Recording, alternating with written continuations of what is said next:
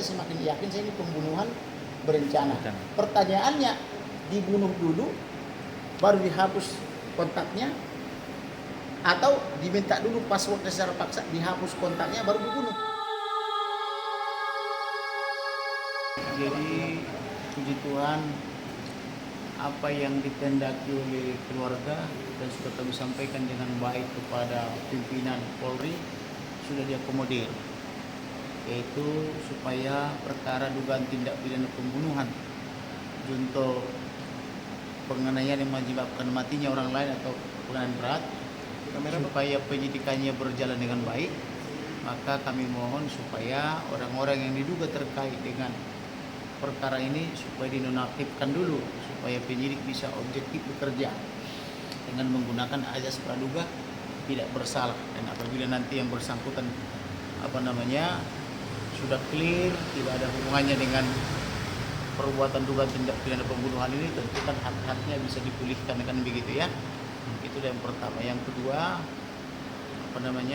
kami juga bermohon supaya dilakukan otopsi ulang dan visum et reperting ulang dengan pertimbangan bahwa visum dan otopsi yang dulu itu dibawa intervensi orang-orang tertentu, terbukti bahwa keluarga tidak dilibatkan dalam hal pembuatan visum et repertum maupun otopsi, kecuali hanya anaknya yang anggota Polri diperintah oleh Karopropos untuk datang ke menghadap Karopropos, kemudian diperintahkan untuk menandatangani suatu surat di rumah sakit Polri, tetapi tidak bisa menemui atau tidak bisa melihat abangnya, tetapi begitu ditandatangani surat itu atas perintah Karopropos, maka dikeluarkanlah dari satu ruangan dan ternyata abangnya sudah selesai berpakaian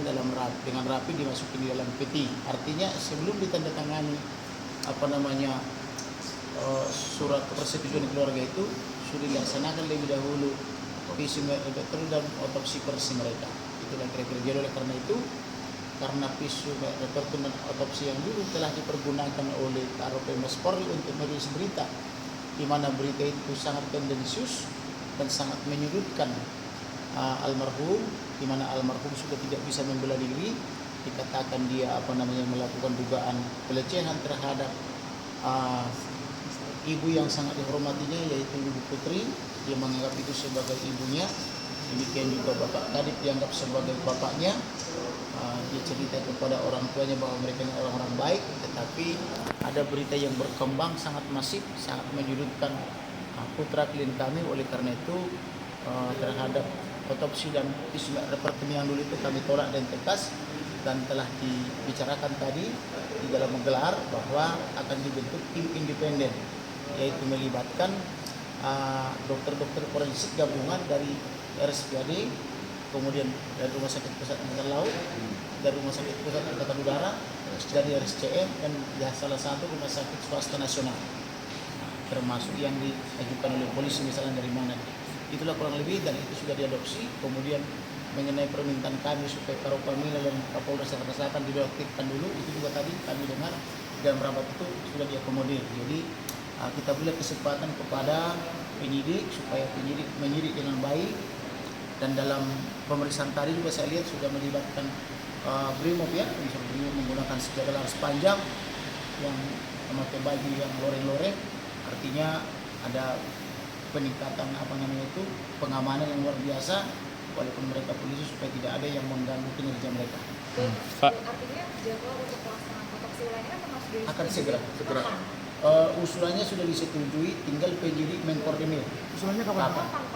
Segera. Kapannya itu belum bisa ditentukan karena suratnya baru kami masukkan tadi, dan kami bicarakan dalam rapat itu. Yang hadir rapat itu ada beberapa belas jenderal yang hadir, perwira tinggi maksudnya, kemudian para kombes, AKBP dan sebagainya, termasuk penyidik juga ada di situ, dan termasuk juga unsur-unsur Kompolnas, unsur Dokes dan sebagainya, secara bulat menyetujui.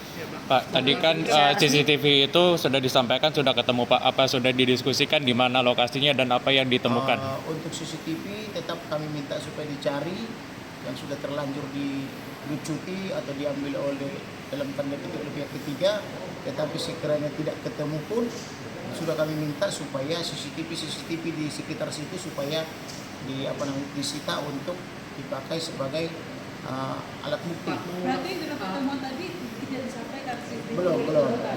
Disampaikan ya Pak? Belum. Jadi memang sempat ada tadi yang dibahas itu adalah hanya sebatas otopsi, sudahlah itu ahli dijelaskan oleh para ahli yang di bidangnya, tetapi kita menolak dengan alasan kenapa ketika Karopenmas mengatakan bahwa meninggalnya almarhum ini adalah tembak menembak, kenapa itu orang-orang dokes diam aja yang mengotopsi itu? Harusnya kan dia angkat tangan, itu kan protes kan, berdasarkan otopsi saya bukan begitu, harusnya kan begitu. Tapi mungkin tidak lazim di Polri seperti itu, tetapi mereka nikmati saja itu informasi bergulir bahwa kematian almarhum akibat tembak menembak, padahal mereka sendiri yang mengotopsi tidak seperti itu. Tetapi yang benar adalah di leher ada jeratan semacam tali, jadi mungkin diduga dari belakang, kemudian di bibir ada sayatan, di hidung ada sayatan sampai dijahit, di bawah mata ada beberapa sayatan, kemudian di bahu ada pengerusakan, ini hancur ini, kemudian di bawah perut, kemudian tembakan di jantung, kemudian di tangan ada semacam bolong.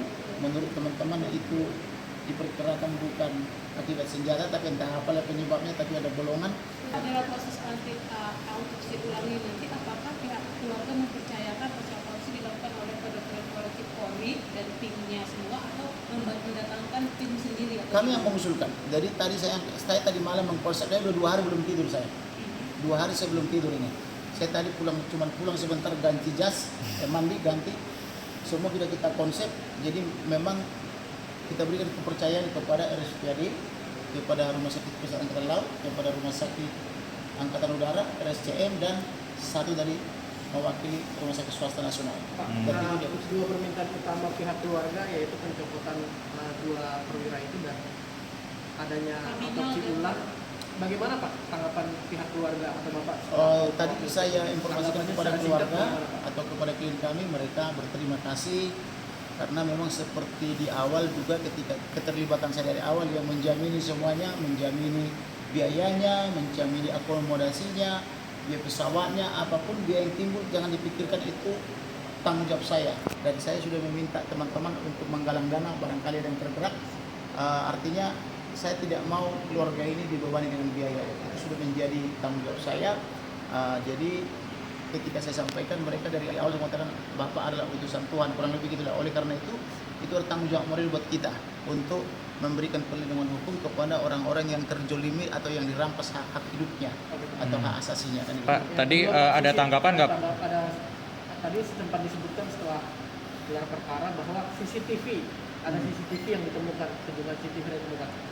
Kembali lagi tanggapan Abang sebagai kuasa hukum pihak keluarga. Kalau sudah ditemukan kita sebut puji Tuhan. Tetapi biasanya kan kalau sudah ditemukan CCTV itu akan diperlihatkan kepada kami dan nanti ditanyakan. Tapi sampai saat ini belum ada. Yang kita lakukan tadi setelah gelar perkara dihadiri oleh banyak unsur tadi sampai penuh satu ruangan yang sangat besar, kemudian lanjut lagi kepada pemeriksaan. Jadi ini sangat cepat. Tadi pemeriksaan saya sebagai pelapor dimintai keterangan, saya menyampaikan apa-apa saja poin-poin yang berhasil saya gali daripada klien saya, dan sudah saya sampaikan semua berikut bukti-buktinya, dan bukti-buktinya sudah saya link ke kantor pos, artinya buktinya sudah sangat valid begitu. Dan saya jelaskan semua bukti-bukti ini lembar per lembar, ini bukti tentang ini gitu. Yang bicara termasuk melihat hasil visum saya. Enggak, karena visum sudah kita tolak, kami tidak mau melihat. Terusnya tahu bahwa buku dicopot kemudian ada Itu temuan kami. Jadi seperti saya katakan yang lalu bahwa karena mereka terus menjaga mayat itu walaupun sudah diserahkan kepada keluarga, maka keluarga ini yang saya bilang tadi wanita-wanita pemberani ini memohon kepada polisi yang menjaga supaya dilakukan penambahan formalin pada hari Minggu itu, sehingga polisinya mau keluar meninggalkan sebentar itu peti, lalu mereka dengan cepat-cepat membuka bajunya sampai dengan kecelananya, tapi kecuali bagian alat vital nggak sempat, lalu langsung dipoto, divideokan segala macam sampai ke kaki. Nah, tapi untuk membuka di seputar alat itu paha atau alat kelamin, mereka tidak berani karena takutnya nanti ketemu sama polisi yang menjaga malah disuruh hapus foto sama videonya, kan tidak bagus. Jadi mereka lakukan sangat buru-buru, kemudian setelah dilakukan langsung dikirim ke saya. Kuasa hukum tahu nggak penyebab kematian adalah tembakan di dada di kepala bagian belakang? Itu kalau untuk mengetahui sebab-sebab kematian itu adalah melalui otopsi. Tetapi yang bisa kita komentari adalah pisum repertum atau luka luar, yaitu luka luar itu di bawah mata ada 3 garis, di hidung ada sobekan sayatan sehingga dijahit, kemudian di bibir, kemudian di leher ada seperti jeratan tali, ditarik dari belakang gitu sampai meninggalkan luka yang keras gitu ya. Kemudian di bahu ada pengerusakan di bahu, terus ada pergeseran rahang, terus ada sobekan di belakang telinga, sebutkan benda tajam, terus telinga juga membengkak. Pak, untuk yang tadi apakah benar dilihatkan hasil otopsi yang sudah dilakukan Polri? Tidak diperlihatkan, karena kami memang sudah menolak dari awal. Kami tidak mau melihat itu. Pak, berarti yang wanita-wanita yang Bapak sebutkan itu suster yang basket Polri atau dokter atau siapa Pak? Yang mana? Yang tadi Bapak bilang wanita-wanita pemberani itu Wanita-wanita pemberani itu di Jambi, Oh, saksi-saksi kita. oke. Jadi karena polisi yang hadir ke sana terus melarang, tetapi mereka membuat siasat mau memasukkan formalin, maka dipanggillah dari rumah sakit untuk memasukkan formalin dari rumah sakit daerah setempat, sehingga polisinya mau keluar karena kan rumahnya kan sangat kecil, keluarga yang sangat prihatin. Tetapi menurut saya hebat karena kenapa biarpun ibu itu cuma seorang guru, tadinya cuma lama honorer puluhan tahun, kemudian baru diangkat PNS, tapi anak-anaknya yang pertama bisa jadi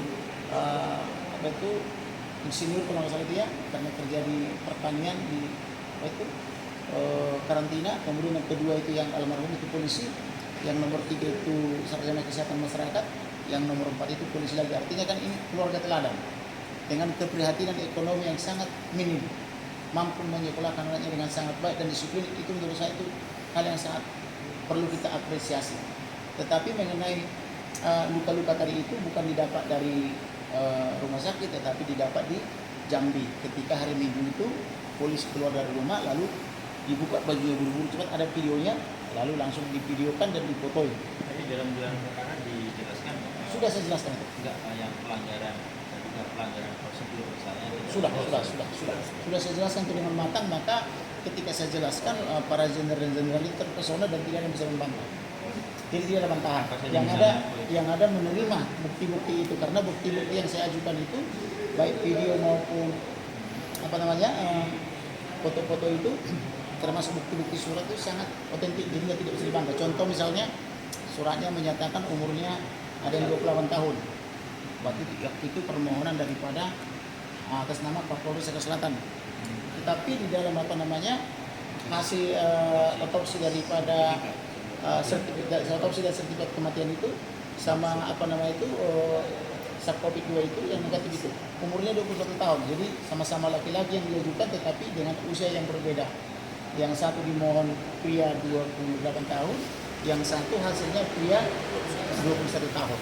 Jadi ketika saya paparkan itu memang tidak bisa dibantah, walaupun tadi hadir di situ jenderal-jenderal dari Puskokes, mereka tidak mengomentari. Iya, Pak. Besok ada apa lagi, Pak? Besok atau dalam waktu dekat Segera akan dilakukan pemeriksaan kepada klien kami di Jambi. klien Bapak itu siapa? Apakah Klien ayah ibunya, kakak adiknya, tante-tantenya, semua saksi-saksi sana termasuk yang dari unsur rumah sakit. Gitu ya. Terima kasih, Pak. Berarti tim baru untuk melakukan autopsi ulang sudah Sudah saya ajukan, sudah diajukan dan diterima. Dan terima, Artinya ya? mereka secara lisan menyatakan menerima. Oke Pak, pemeriksaan tadi dilakukan oleh tim sus bentukan Kapolri atau bagaimana? Ada tim khusus melibatkan beberapa subdit dan direktorat. Besok ya Pak, Apanya? pemeriksaannya. Kan sudah pemeriksaan tadi. Bukan pemeriksaan pihak keluarga yang Pemeriksaan keluarga itu mereka akan turun segera.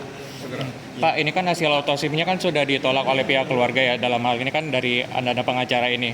Bukankah nanti bisa menjadi pembanding, Pak, untuk otopsi kedua yang dilakukan? Kenapa ditolak, Pak? Iya, Pak. Kalau justru harus kita tolak supaya ada otopsi ulang. Kalau kita terima tak ada lagi otopsi ulang toh. Tapi nggak ada pembanding. Tapi kan tidak ada pembanding, Pak. Kita tolak dalam arti belum kita terima itu sebagai hasil yang final. valid. Karena kenapa? Karena itu dipakai untuk mengumumkan dulu kematiannya akibat tembak menembak. Kalau kita tidak tolak berarti tidak ada lagi otopsi ulang. Tapi kalau itu ditolak kan itu kan biarkan itu disimpan nanti. Nah ini yang barunya semacam arbitrasnya atau semacam pembandingnya kan begitu. Tetapi itu disimpan, tetapi dibandingkan dengan nanti temuan yang baru kan begitu. Artinya nanti kedua otopsi itu bakal dibandingkan pada saat persidangan. Betul, betul. Karena kenapa kita menolak di dalam prinsip-prinsip undang-undang rumah sakit dan undang-undang kedokteran, tindakan dokter itu harus berdasarkan informed consent. Informed consent itu adalah ada informasi yang cukup dan memadai, lalu terjadi kesepakatan. Sedangkan di sini semua diperintah. Jadi pada jam 10 malam adik daripada almarhum yang anggota polisi di Yanma diperintah supaya datang menghadap Karo Propos. Setelah diperintah menghadap dengan menunggu lama, kemudian diperintah supaya pergi ke rumah sakit Polri Kramat Jati. Setelah jam 10 malam atau jam 22. Jam 22. Setelah nyampe di sana itu diperintah untuk menandatangani sebuah kertas yang dia tidak baca lagi. Karena sudah mendengar abangnya meninggal, dia sudah nurut-nurut saja. Tetapi dia mau melihat mayat abangnya atau jenazah abangnya tidak diberikan. Tetapi begitu ditandatangani, nggak lama langsung dikeluarkan dari peti. Artinya sudah dilakukan dulu otopsi atau visum et repertum. Nah, kemudian karena dia bilang apakah ini abang saya apa tidak, maka dibuka sedikit wajahnya. Di situ yang terlihat sayatan-sayatan yang masih segar di bawah mata kurang lebih 2-3 kali, di hidung, kemudian di bibir. Yang lainnya kan tidak tahu dia.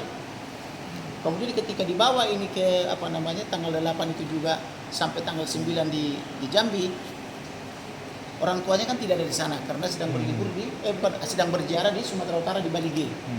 Lalu yang menerima itu Rohani Simanjuntak, tantenya. Rohani Simanjuntak saya akan terima apabila saya lihat siapa di dalamnya. Karena tidak diperlihatkan, Rohani tak mau terima. Maka ditundulah kedatangannya sampai tengah malam, yaitu orang tuanya atas nama Samuel Huta Barat bersama ibunya Rosti Simanjuntak. Jadi kurang lebih jam 11.30 malam hari, kurang lebih ya di situ. Maka di situlah terjadi perdebatan. Kemudian pada akhirnya supaya ada solusi dibukalah sedikit seperti yang pertama, tetapi tidak boleh buka semua. Dan sudah serah terima dia terhadap jasadnya, tapi tetap ditungguin. Nah ini yang aneh, biasanya kan kalau sudah diserah terima kan sudah selesai, sudah urusan kepolisian kan begitu. Kemudian awalnya disetujui untuk upacara kemiliteran atau kedinasan, kemudian di hari akhirnya diingkari dengan alasan perintah dari sini tidak boleh. Oh iya Pak. Untuk soal peretasan HP Brigadir J, bagaimana Pak terakhir yang Bapak? Peretasan ini. Iya, atau Bapak mungkin? Jadi saya melakukan investigasi sendiri sebelum ke sini. Dicatat ya, saya melakukan investigasi terhadap nomor-nomor daripada almarhum melalui cara saya, karena saya juga bisa menginvestigasi, bisa menyelidiki juga. Ternyata seluruh nomor-nomor kontak daripada handphone itu sudah dihapus. Yang tinggal cuma 2 nomor, yaitu nomor almarhum yang satu lagi dan nomor almarhum yang satunya lagi. Jadi cuma 2 nomor. Jadi ini tidak logis. Masa orang punya handphone nomornya cuma 2 nomor dan nomor dia sendiri, misalnya nih saya punya handphone misalnya 3. Semua nomor kontak di handphone ini dihapus. Yang tersisa cuma nomor saya 2 lagi. Tak ada orang beli handphone seperti itu. Itu apa? Nah, inilah kecurigaan saya, makanya saya makin yakin saya ini pembunuhan berencana. Pertanyaannya, dibunuh dulu baru dihapus kontaknya, atau diminta dulu passwordnya secara paksa, dihapus kontaknya baru dibunuh, atau disiksa dulu baru dibunuh, kan begitu. Nah inilah tugas daripada penyidik untuk mengungkap mana lebih dulu terjadi. Dirampas dulu handphonenya, lalu dipaksa dibuka, lalu dihapus semua kontaknya, lalu diblokir kepada keluarga, lalu kemudian apakah langsung dihapus atau ditembak dulu baru mereka mengetahui passwordnya baru dibuka, kan begitu. Tapi dalam bukti handphone kan Bapak kemarin bilang ada 4 ya? Nomornya 4. Oh, nomor 4 dalam satu handphone. Kita tidak tahu. Pak, Keluarga Pak, tahunya 3 handphone. di TKP Pak, batas keterangan waktu- nggak sih, Pak, apa saja yang disita termasuk HP itu? Di TKP mana? Di TKP di rumah Ferry Sambo kan polisi. Ini gelar perkara Belum tadi, ada Pak. penyitaan. Ini baru gelar perkara awal loh. Oke. Kok ada penyitaan? Nggak Ini masuk. baru gelar perkara awal. Belum ada penyitaan. Oke. Jadi barang bukti semua berasal dari saya. Pak, batas Satu lagi, waktu Pak, belum ada upaya dari cyber atau tim Barreskrim Polri untuk Ya melakukan tentu belum lah, kan baru gelar perkara awal. Kalau gelar Soal kontak sebentar. Kalau gelar perkara awal itu pelapor yaitu Kamarudin Simanjuntak datang menghadiri gelar menjelaskan kenapa saya tuduhkan pasal 340, 338, 351. Jadi di situ belum ada penyitaan, belum ada yang lain-lain itu. Itu baru versi saya menjelaskan atau memaparkan versi kita disertai dengan dalil-dalil dan bukti-bukti. Kenapa ini pembunuhan terencana? Saya jelaskan. Mana buktinya? Ini buktinya semua. Sudah kita nazikelin dari kantor pos. Nah, ternyata semua bukti itu tidak bisa dibantah dalam gelar tadi. Lalu lanjutlah kepada pemeriksaan awal. Jadi ada dua tadi kita lakukan. Gelar perkara awal dihadiri oleh unsur semua pimpinan. Kemudian pemeriksaan awal. Jadi belum ada cerita penyitaan. Kalaupun ada pemeriksaan awal itu, bukti-bukti itu baru semua didapat dari saya selaku kuasa daripada pelapor. Artinya itu baru dari kami, dari tim. Bang, mempertegas berarti dugaan penghapusan kontak atau hilangnya kontak Itu udah ada Bang komunikasikan? saya yang apa namanya itu yang menginvestigasi. Ya, karena tapi saya sudah juga disampaikan ke karena penyidik? saya juga punya kemampuan untuk itu. Ya, itu dari abang sampaikan ke penyidik atau belum? Sudah. Bahkan bukan cuma kepada penyidik. Waktu gelar saya jelaskan nomor ini sudah dihapus semua nomor kontaknya. Bagaimana cara saya itu kan saya paparkan kepada mereka tadi, bukan konsumsi publik kan begitu. Artinya saya bisa mengetahui nomor saudara itu apa saja isi jeroannya dengan teknologi yang kita miliki, gitu loh. Kalau dihapus hilang semua. Kalau dihapus tetap terinfo, terikot dia. Kalau sudah dihapus 100 nomor, itu dikasih tahu dengan metode teknologi ini. Pak, batas waktu untuk permintaan otopsi ini berapa lama sih Pak? Mengingatkan jasad ini semakin membusuk ya Pak. Kita sih minta kalau bisa minggu ini, tapi kita juga harus rasional. Membentuk tim ini kan tidak mudah. Artinya penyidik harus mengkoordinasi dulu dengan rumah sakit yang bersangkutan yang kita tunjuk. Dan termasuk ahli forensiknya kan. Secepatnya berarti di pekan ini Pak ya? Kita harapkan terjadi minggu ini. Termasuk prarekonstruksi. Tetapi sekiranya lewat pun ke minggu depan ya apa boleh buat. Ini kan sudah hari Rabu. Kamis. Sekarang sudah masuk Kamis Pak. Iya. Sudah berubah. Kamis hari ini. Artinya kan gitu. Pak, satu lagi Pak, untuk permintaan keterangan dari kedua orang tua ini jadwalnya kapan lagi Pak? Segera. Segera ya. Besok.